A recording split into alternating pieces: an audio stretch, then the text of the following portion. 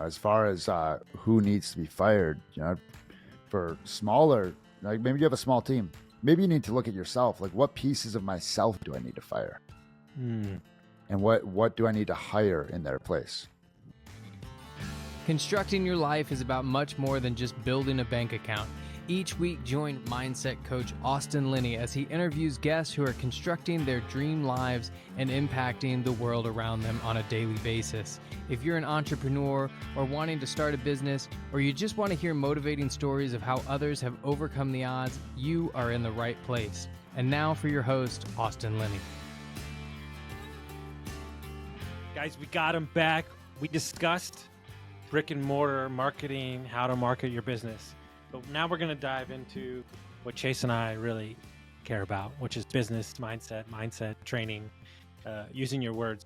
I think I realize something as I get older, and I think if I had to guess, I would say that this is what most people do, especially in business.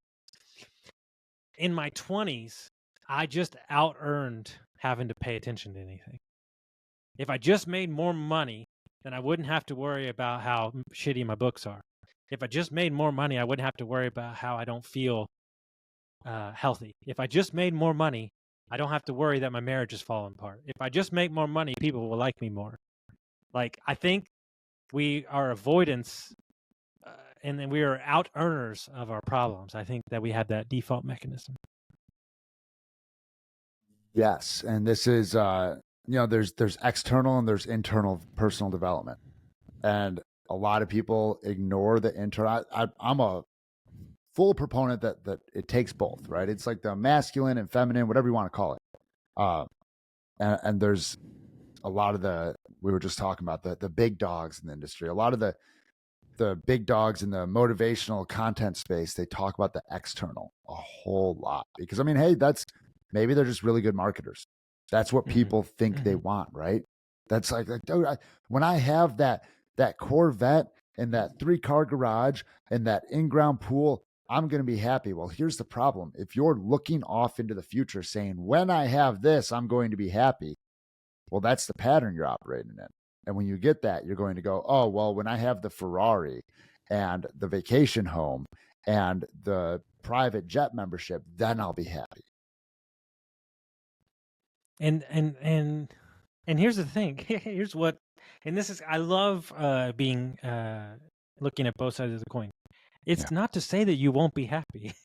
Oh yeah. I've like in all seriousness, like, I'm not saying that Corvette or that boat or that trip won't make you happy. It probably will, but it's not going to make you whole. Yeah. Right. Yeah. And I think that we are the kings and queens of avoidance, but on a level that I don't think people understand. There is anybody that's listening in your business that needs to be fired. I don't care if they're a top earner or they're your right hand. Their attitude and their performance is not what it should be. And you've made excuses and you've said reasons why you can't, and realize that every day you don't, you're eroding your own standards within inside you. And what are you saying as a leader of a business? What are you saying by letting that continue to happen? As far as who needs to be fired, for smaller, like maybe you have a small team. Maybe you need to look at yourself. Like, what pieces of myself do I need to fire? And what do I need to hire in their place? Yeah, that's huge, because that's the avoidance. It's as entrepreneurs, we're so excited about what we do, we never ask ourselves what we shouldn't be doing. Yeah, pull up the tried and true important and urgent matrix. If it's not important and not urgent, stop doing it.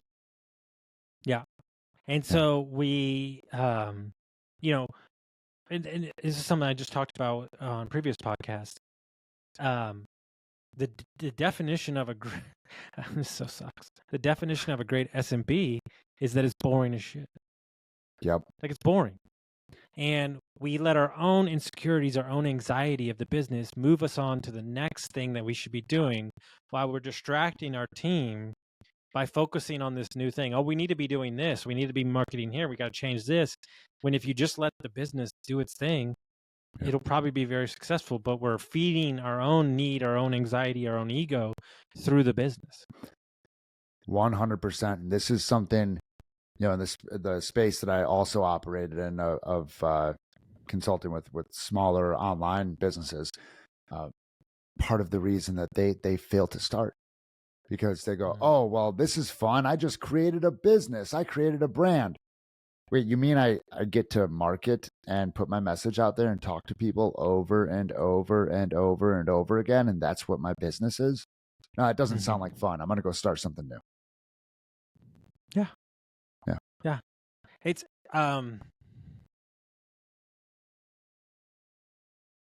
we have to earn the right as people to be able to make the change. And it's not until the change is needed, right? And most of the time it's probably going to come from somebody in your upper management or a spouse or somebody different than you, because when we're inside the fire, it's very hard for us to diagnose ourselves. And I think there's a lot of successful people out there, whatever you want to call them. I have a $5, $4, $6 million business that I feel like personally they're dead inside. I've met some of them. Met many of them. I mean, when I do storywork coaching, those are some of my biggest clients, because people literally will accidentally lose themselves to win the rat race. And it's brutal, man. You know what I tell the guys all the time? I don't think it's talked about enough, but I try to do it on purpose. There's things that I do. People don't. The nuance of a lot of things I do as a leader in my business, most people don't catch. Yeah. I tell Ryan all the time, my CEO, I'm just fertilizing the grass for you to grow it.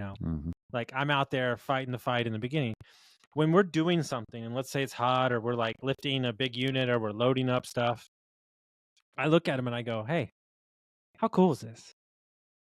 How cool is this? This is like adult Legos. And like, it's not like I feel that inside. I'm not faking it. But what I'm saying is it's my reminder to them. And I just said this yesterday. We had a new hire orientation. Like, this is fun. Yeah. What we get to do is like fun. I get it. We spend most of your time with me at work, but it doesn't need to be a drudge. It doesn't need to be something that you dread. Like, well, and there's this connotation of like work, job. I must hate my job because that's what people talk about. It's like, well, what if we enjoy it? Because I was contemplating this thought on my walk today. So apologies if it's a little off course here, and surprise. Yeah, big surprise. Way back when, people went and they worked all day in their fields, and they worked hard for their food, for their sustenance, right? Now, most of us don't have fields and animals. The way that we work for our food, for our sustenance, for our life is going out and working a job. And we can either go, oh man, this sucks that I have to do this, or we can recognize that it's our modern time version of like working our homestead, and we can enjoy it. We can be in the joy of what we're doing. I love that. And here's something I want to unpack too, because I was helping a client. They're not sleeping well, they're barely eating, and they stopped running, and they were having panic attacks at work. Well, and then the excuse was, I don't have the time. I'm gonna worry about my health when I get to here, or when I get to this number. I think we all do it. And I said, if you don't make the time, you will fall apart. Period. End of story. It's not even a question. So in order for you to be the boss that you need, that's why for me, I would say my biggest journey I'm on right now is to make sure that I am in the best health I could be. Yeah. And that is my odyssey right now. It's not, let's learn more about business, because you're going to get that during doing. How many business owners out there, because this is what you specialize in, are putting their health on a back burner, and it's just killing them inside. Anxiety is, maxed out. you have two retirement accounts. One is money and one is your body. And business owners will go out there and lease a new car every 2 years, and they will continue to grow their retirement account, and then they retire at 55, 60, 65, 70, and they go to vacation, but they can't move like they wanted to, or they can't go on those hikes or go on those walks. So like, well, I'm just old, I'm just going to go sit on the beach. Or it's not old, it's the years. It's not just the years though. It's what you did during those years. And like, where do you want to be? How do you want to enjoy your retirement? And what if you actually put the same level of thought into your physical and mental health for retirement as you're doing for your financial wealth? Never heard of it that way. That's a change, because we put numbers on the revenue and we forget about the other stuff. Yep. And so for me, it's a simple motivation. I want to have kids in the near future. I need to be as healthy as I can to take them on walks and do all those things.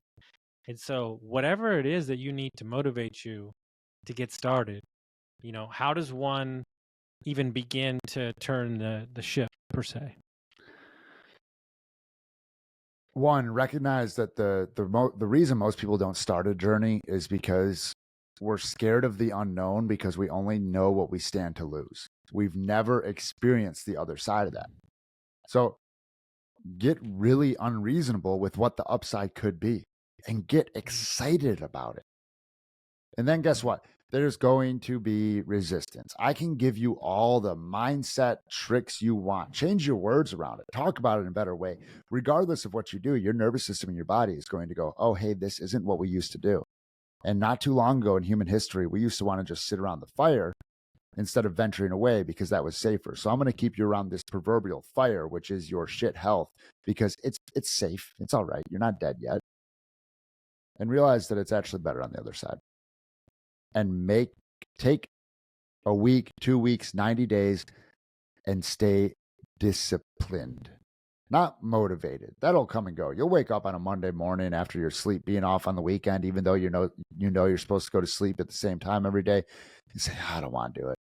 But if you don't do it on Monday, you probably won't do it on Tuesday. And then it'll be a week, and then 2, and then 3 months. And then you'll be going, hey, Chase, help me. Just do it until you embody it. And keep it on repeat until it just becomes a habit. And then you'll look back and you'll be like, oh, wow, the last 3 months, like it wasn't a slog to go work out or go on my walk. This is crazy. It's just part of who I am now. Because for any goal to become permanent, there must be an underlying change in identity. Perfectly said. Do it. Can't even add to it. So if people want to track you down, they want to find you, how would they do that? Instagram is where I'm most active, at coach_Chase_Tolleson. Chase at chasetolleson.com, and the website is chasetolleson.com. The forward-facing brand is geared towards online coaches, and I still do everything you heard me talk about here. So if anything landed, come have a conversation. I love it.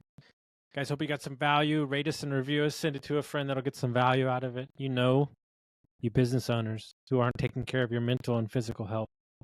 I hope this sparks something inside of you, and I hope you get some value from it. We'll see you next time. Guys, let me take a minute to tell you about my buddies over at Lead Hub, Ben and Aaron, the best humans I know. Not only are they amazing at marketing for trade companies, but Ben started his HVAC company in his garage, sold it for multi-million-dollars. So when this guy talks, I listen. When we took over Dietz Mechanical, we had 22 reviews in 22 years. In 7 short months, we went from 22 reviews to 107. We went from a 4.2 to a 4.7. We tripled our Facebook presence and we tripled our calls. If you're an HVAC, plumbing, electric, landscaping company, and you're looking for a no BS approach to marketing, you're looking for people who have done it before, you got to go to leadhub.net